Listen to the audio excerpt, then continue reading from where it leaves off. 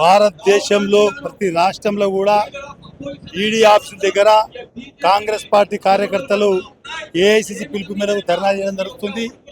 మరి ఈ యొక్క దీక్ష ముఖ్యంగా నరేంద్ర మోడీ గారు సిబిఐ కానీ ఈడీ కానీ ఒక జేబు సంస్థ లెక్క వాడుకుంటుండు.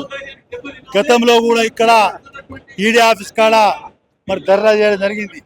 ఈరోజు రాష్ట్రంలో తెలంగాణలో పిసిసి అధ్యక్షుడు మహేష్ కుమార్ గౌడ్ ఆధ్వర్యంలో మంత్రివర్గం కానీ ఎమ్మెల్యేలు కానీ ఎమ్మెల్సీలు కానీ కాంగ్రెస్ పార్టీ సీనియర్ నాయకులు కానీ యూత్ కాంగ్రెస్ ఎన్ఎస్ఏ అందరూ కూడా ఈ దీక్షలో పాల్గొనడం జరిగింది.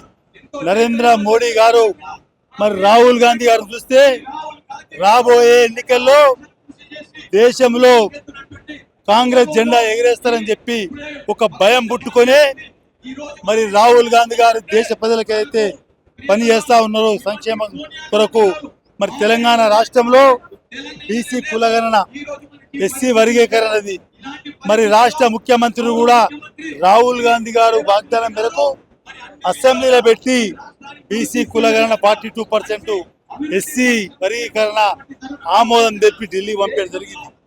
మరి పార్లమెంట్ లో అమలు చేయాలంటే మరి రాహుల్ గాంధీ గారికి మంచి పేరు వస్తుందని ఒక ఆలోచనతోని మరి అదే విధంగా గుజరాత్ లో కూడా ప్లీనర్లా రాహుల్ గాంధీ గారు సవాల్ ఇసిరు.